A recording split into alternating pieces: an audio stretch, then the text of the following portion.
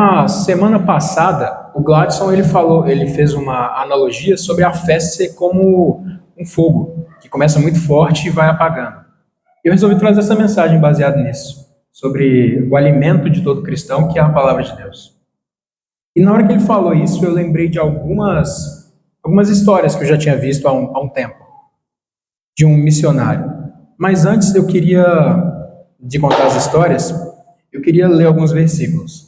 O primeiro está em Amós 8, versículo 11.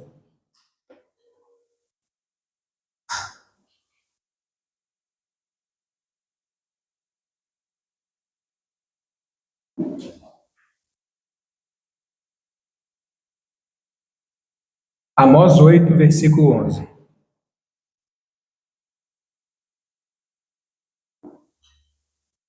Assim diz: Eis que vem dias, diz o Senhor Deus, em que enviarei fome sobre a terra, não fome de pão, nem sede de água, mas de ouvir as palavras do Senhor. O outro versículo está em Tiago 1, versículo 21.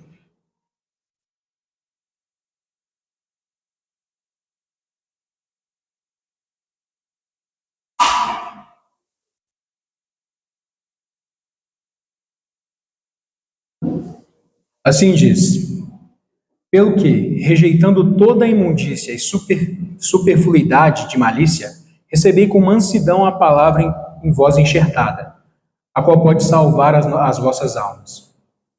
A gente vive num país que, graças à misericórdia de Deus, tem livre acesso à Bíblia, tem livre acesso a essa palavra, à palavra do Senhor. Só que eu acredito que, apesar disso ser muito bom, isso torna com que a gente não dê tanto valor à mensagem de Deus quanto a gente deveria dar.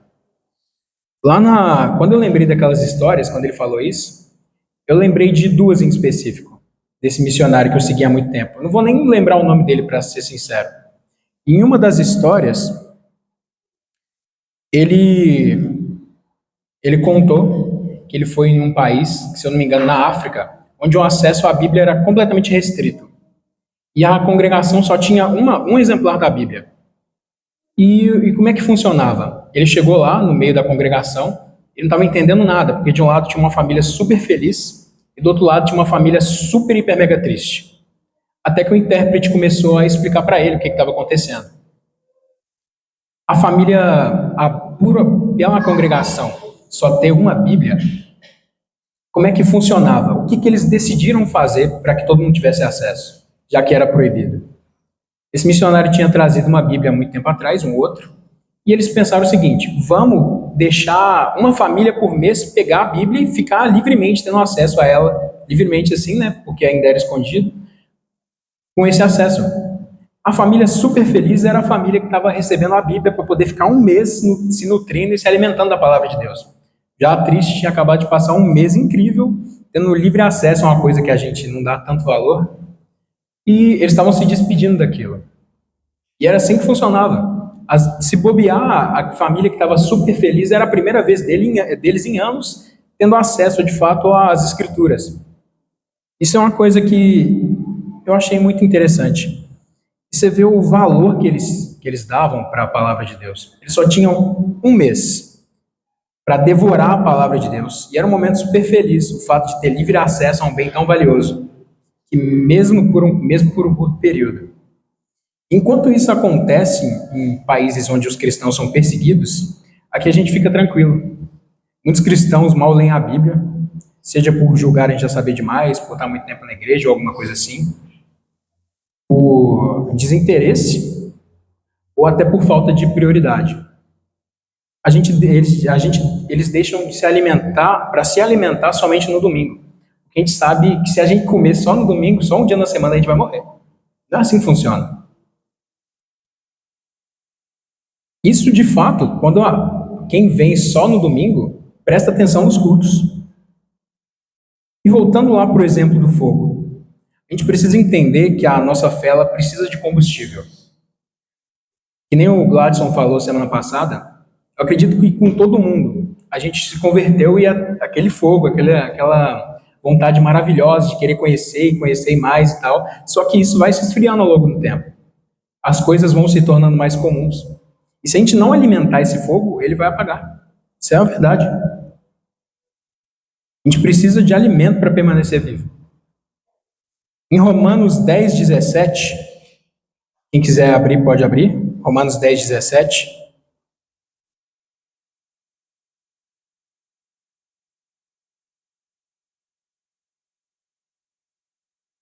Assim diz: consequentemente, a fé vem por ouvir a mensagem, e a mensagem é ouvida mediante a palavra de Cristo. Eu vou contar uma outra história também desse missionário, de um outro país, que se eu não tenho certeza se era na África, mas eu acredito que também era. Lá, o acesso era totalmente restrito também à palavra de Deus. E o que eles fizeram? Lá eles já tinham mais Bíblias, que é uma maravilha. Mas não tinha para todo mundo, não mesmo. Eles decidiram fazer de qual forma? Eles pegaram as Bíblias e dividiram mesmo, rasgaram e deram alguns capítulos para cada pessoa da igreja, para que essas pessoas lessem e memorizassem o que estava ali escrito, para que caso alguém encontrasse, queimasse esse livro, eles pudessem ter acesso ainda, ter isso guardado em mente. E uma coisa interessante que acontecia é que quando a igreja era escondida, isso é um detalhe que eu acho bom mencionar, tanto que não tinha nem luz, era a luz de velas a igreja. Quando o pregador precisava de algum capítulo ou versículo específico, ele ia até a frente e pedia para o irmão que está com o capítulo que memorizou o capítulo 5 de Ezequiel. Você pode vir aqui à frente e o cara ia lá e recitava o versículo. Para você ver a dificuldade que esses irmãos, nesses países onde o acesso é limitado, têm, o que eles fazem? Eles não deixam de dar importância e de se alimentar da palavra. Mesmo que ele tenha um acesso totalmente limitado a pequenos capítulos, eles estavam lá, memorizando, lendo, relendo e aprendendo dia após dia. Isso é uma coisa até interessante que fazia com que eles tivessem mais contato uns com os outros, né? E aqui no Brasil, onde a gente tem o privilégio de ter a Bíblia até no celular, se eu quiser eu posso ter a Bíblia até em hebraico aqui no meu telefone. A gente faz o quê? A gente compra para deixar de enfeite na estante, ou então deixar aberto em algum lugar com o Salmos 91, achando que vai proteger alguma coisa assim. Eu já cansei de ver isso. Mesmo antes de ser cristão, eu via pessoas que compravam para ter de decoração. Você perguntava assim, você já leu? Não, nunca li. E falando de um caso mais pessoal, lá na casa da minha avó tem uma bibliona, assim, grandona, gigantesca. Ela fica, desde que eu me entendo por gente, numa estante, parada assim, em cima de um... Eu não sei nem o que chama aquele negócio. Um suporte dourado, um trem assim. Ela é gigante, tipo, ela deve ser desse tamanho assim, ó. Ela fica lá e, tipo, você pergunta pra minha avó que comprou aquele trem. Na verdade, eu não sei se nem foi ela, mas ninguém lá em casa leu, ninguém lá em casa nem folheou aquele negócio. Abriram uma vez e deixaram lá. Se alguém mexeu, fui eu quando eu era criança, porque no meio dela tem umas ilustrações renascentistas, né? Aí eu pegava para desenhar. Ia lá, abria lá e não lia também não, mas eu pegava para ficar desenhando. Você vê, isso acontece demais. A gente pega e compra. Tem gente que coleciona Bíblia com capa diferente porque é bonitinho. E as pessoas não leem. Eu conheço até cristãos, por exemplo, uma amiga minha que chegou até a trabalhar com a minha mãe, ela vai religiosamente na Bíblia, na igreja quase todo santo dia, faz isso, faz aquilo, faz não sei o quê, faz não sei o que lá também. Só que eu perguntei para ela assim, foi uma pergunta besta, eu virei para ela perguntando qual dos evangelhos ela gostava mais. Ela falou que nunca tinha lido. E ela está convertida há muito mais tempo que eu. E você vê, ela nunca tinha lido a palavra de Deus, o Evangelho, logo esses livros. E uma coisa interessante, que na quarta-feira a gente estava comentando aqui, sobre essas igrejas que pregam coisas absurdas, por que elas estão tão cheias? Como é que um pastor, um pregador, seja lá o que for, inventa uma coisa mirabolante e convence várias pessoas? É justamente por isso, os cristãos hoje em dia, eles não leem. No Brasil, a gente não tem o costume de ler, que já é uma coisa ruim. E as pessoas não estudam, as pessoas não leem, não querem nem saber. Aí o cara vai lá, que nem eu vi um exemplo, o cara foi lá e leu lá nos mandamentos que era para adulterar, aí ele estava ficando com a mulher dos fiéis. Você vê uma coisa dessa? Como é que o cara, ele acredita num trem desse? Simplesmente por não estudar. O cara vai lá e fala que não é assim, e ninguém resolve conferir. Até mesmo aqui, a gente tem que ter esse hábito, a gente tem que ser que nem aqueles, se eu não me engano, bereanos, eu esqueci o nome, de ter o hábito de conferir, de ler e de estudar a Bíblia. Não é só porque o Joselito está aqui desde 1900 bolinha, porque o Alexander está convertido há muito tempo, ou alguém está aqui pregando e tem não sei quantos mil anos de igreja que está falando que a gente tem que conferir. A gente tem que conferir. Às vezes ele pode confundir, ele pode falar besteira também, porque a gente erra. Isso é um fato. E vocês entendem onde é que eu quero chegar? A gente não dá tanto valor para a palavra de Deus, que é esse alimento para nós. A palavra de Deus ela é o combustível que mantém a chama da nossa fé acesa. E se a gente não alimenta esse fogo, ele vai acabar apagando. E para ser sincero, se alimentar da palavra não é uma coisa muito difícil onde que a gente vive. Eu lembro do Luiz Andrade comentando há muito tempo atrás sobre as pessoas que não têm o hábito de ler a Bíblia todo dia.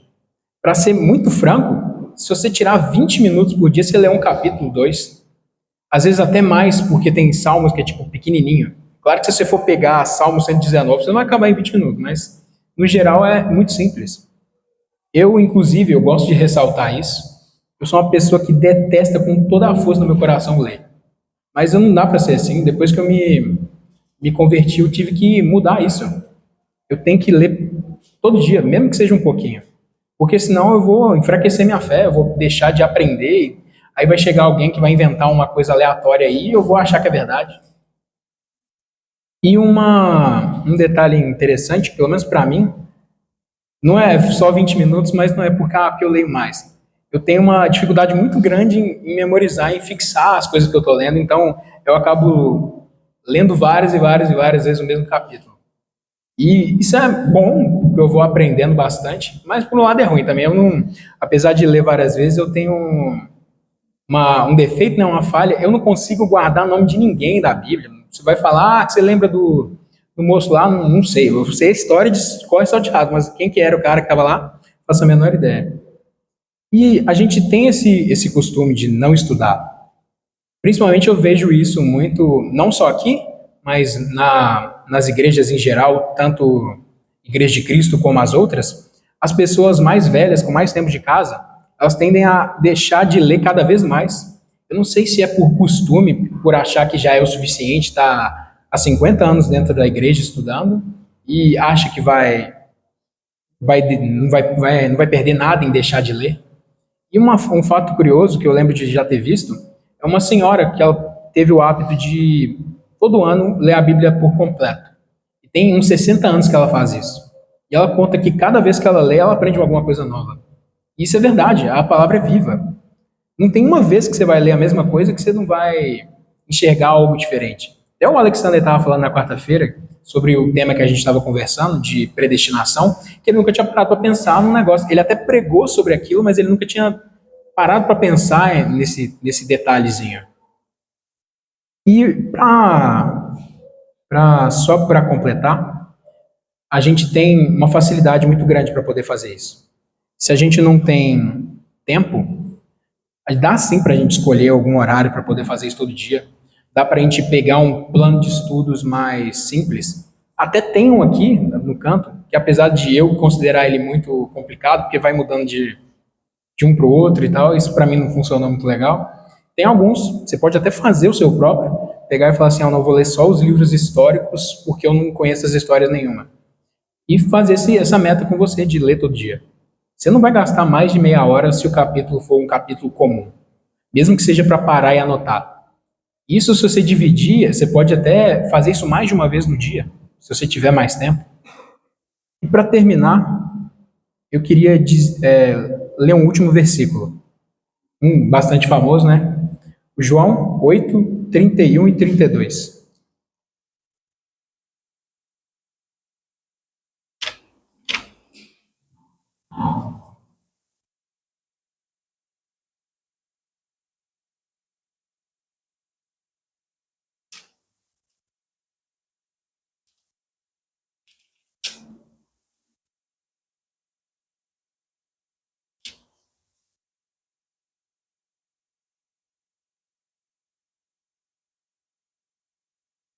Assim diz.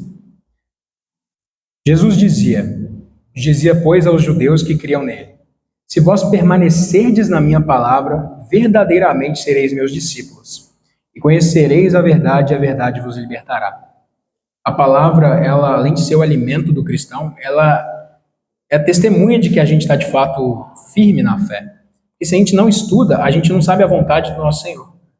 Uma coisa que, mas aí já é mais pessoal, uma coisa que tem acontecido comigo, que eu estou achando maravilhoso, é que uns amigos me convidaram para um grupo de estudos cristãos, de jovens e tal.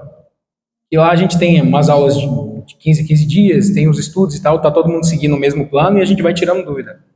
É muito bom ver pessoas que estão se convertendo agora, tendo esse anseio, essa fome pela palavra. Isso motiva. Isso é uma coisa que eu queria dar de conselho. Se vocês puderem, não deixem de participar dos eventos da igreja. Mesmo que não seja aqui, se você tiver uma congregação mais próxima, todas as nossas igrejas, a gente tem esse prazer de ter diversos eventos. Você vai no Eldorado, tem evento na sexta-feira, tem grupo na terça, tem não sei o que na quarta. Aqui tem, além do culto, tem agora os estudos na quarta-feira. Lá no centro tem grupo de jovens para quem é jovem, para quem é velho também, esses negócios. E tem os estudos que são pagos, mas convenhamos que, se eu não me engano, um estudo muito profundo, você paga, sei lá, R$ 90 para poder destrinhar um livro inteirinho da Bíblia. Tem também diversos eventos. E as pessoas, a gente quer muito motivar vocês a irem nessas coisas todas, e é claro que você não vai conseguir em todos, até porque alguns são conflitantes. Mas até online tem evento. E pelo menos em um você consegue, você vê esse apoio, você vê essa motivação que os outros te dão. Isso é maravilhoso. Você vai aprendendo, você vê que você sabe nada. Mas eu já li a Bíblia 251 milhões de vezes. Você não sabe nada. Isso é verdade, você não sabe nada. Porque não tem uma vez que você vai ler, que você vai ouvir a mesma coisa e vai aprender, não vai aprender algo novo. E, em resumo, a gente deve dar o devido valor para a palavra de Deus. Separar um tempo para ler ela todo dia. Mesmo que seja pouco, a gente precisa se alimentar para não morrer. Era isso que eu queria dizer hoje. Que Deus os abençoe.